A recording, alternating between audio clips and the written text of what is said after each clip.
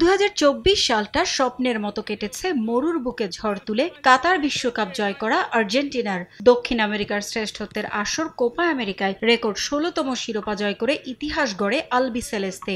মায়ামির hard rock স্টেডিয়ামের ফাইনালে কলম্বিয়ার দীর্ঘ অপেক্ষা ম্লান হয় আর্জেন্টিনার শ্রেষ্ঠত্বের কাছে। ইনজুরিতে পড়ে কান্নায় ভেঙে দলের সেরা তারকা লিওনেল মেসি মাঠ ছাড়লেও মাঠে তার প্রভাব পড়তে দেননি দীর্ঘদিনের সতীর্থ ডি মারিয়া। লাউতারো মার্তিনেজের অতিরিক্ত সময়ের গোলে কোপা আমেরিকা জয় করে আর্জেন্টিনা। ফাইনালের সেরা ফুটবলার হন ডি মারিয়া। এই ম্যাচ দিয়েই চোখের জলে দীর্ঘ 16 বছরের বর্ণিল ক্যারিয়ারের ইতি টানেন তিনি। 2008 সালে বেইজিং অলিম্পিক সহ জাতীয় দলের হয়ে 5টি ট্রফি জয় করেন মারিয়া। শিরোপা হাতছাড়া হলেও হামেস রদ্রিগেজ জয় করেন সেরা ফুটবলারের পুরস্কার। 5 গোল করে গোল্ডেন বুট জয় করেন লাউতারো মার্তিনেজ। সেরা গোলরক্ষক হন এমি মার্তিনেজ।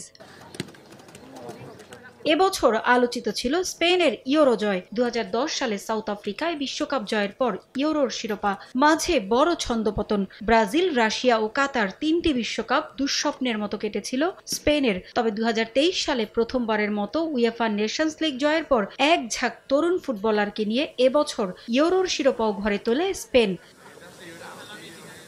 নিজ দেশে অনুষ্ঠিত ইউরোতে ঘুরে দাঁড়ানোর আশায় ছিল জার্মানি, তবে এবছরটাও ছিল তাদের ব্যর্থতায় ঢাকা। বার্লিনের অলিম্পিক স্টেডিয়ামের ফাইনালে ইংল্যান্ডের হৃদয় ভেঙে 2-1 গোলে শিরোপা জয় করে নেয় স্পেন।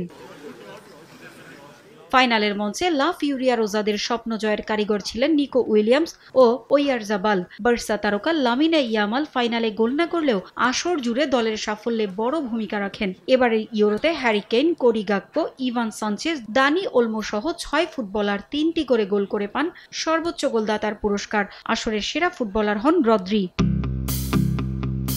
আন্তর্জাতিক ফুটবলে এবার অন্যতম আলোচিত ঘটনা ছিল ভিনিসিয়াসকে পেছনে ফেলে রদ্রির ব্যালন ডিওর পুরস্কার জয়। 28 অক্টোবর প্যারিসে যাওয়ার জন্য প্রস্তুত ছিল পুরো রিয়াল মাদ্রিদ, কারণ আগে থেকেই খবর ছিল এবার ব্যালন ডিওর উঠছে ব্রাজিলিয়ান তারকা ভিনিসিয়াসের হাতে। তবে সন্ধ্যার আগেই ফাঁস হয়ে যায় বিজয়ীর নাম। ভিনি নয়, মর্যাদার ব্যালন ডিওর ওঠে রদ্রির হাতে। ম্যানচেস্টার সিটি ও স্পেনকে ইউরো উপহার দিয়ে এই পুরস্কার জিতে নেন তিনি।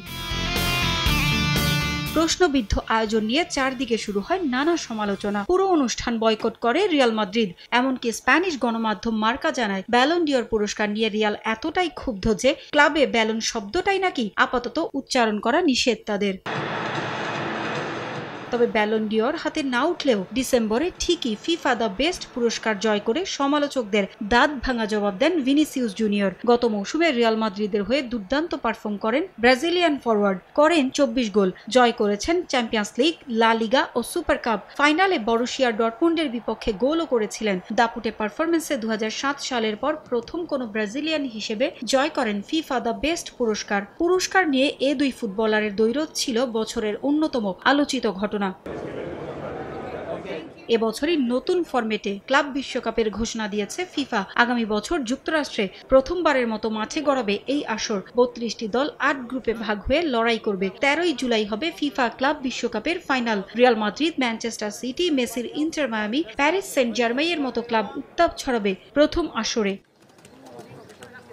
গেল 11ই ডিসেম্বর একসঙ্গে দুটি বিশ্বকাপের আয়োজক ঘোষণা করে ফিফা। 2030 বিশ্বকাপের আয়োজক হয় ইউরোপ, আফ্রিকা ও ল্যাটিন আমেরিকার 6 দেশ। এই বিশ্বকাপের মূল আয়োজক থাকবে স্পেন, পর্তুগাল ও মরক্কো। আর ফিফা বিশ্বকাপের শতবর্ষ পূর্তি উপলক্ষে টুর্নামেন্টের শুরুতে একটি করে ম্যাচ আয়োজন করবে উরুগুয়ে, আর্জেন্টিনা ও প্যারাগুয়ে। 2034 বিশ্বকাপ এককভাবে আয়োজন করবে সৌদি আরব। 2022 সালে কাতারের সফল আয়োজনকে ছাড়িয়ে যেতে চায় তারা।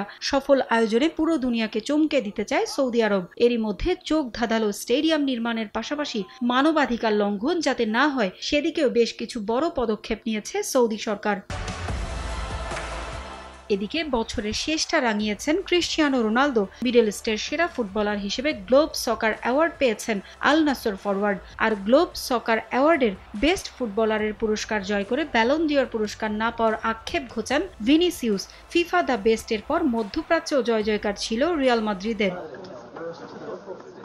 দলবদলের বাজারে এবছর সবচেয়ে আলোচিত ঘটনা ছিল এমবাপ্পের পিএসজির সঙ্গে দীর্ঘদিনের সম্পর্ক ছিন্ন করে রিয়াল মাদ্রিদে যোগ দেয়া। দীর্ঘদিনের স্বপ্ন পূরণ করে বার্নাবুতে এলেও শুরুটা ভালো ছিল না ফরাসি স্ট্রাইকারের। তবে সময়ের সঙ্গে সঙ্গে মানিয়ে নেয়ার চেষ্টা করেছেন এমবাপ্পে।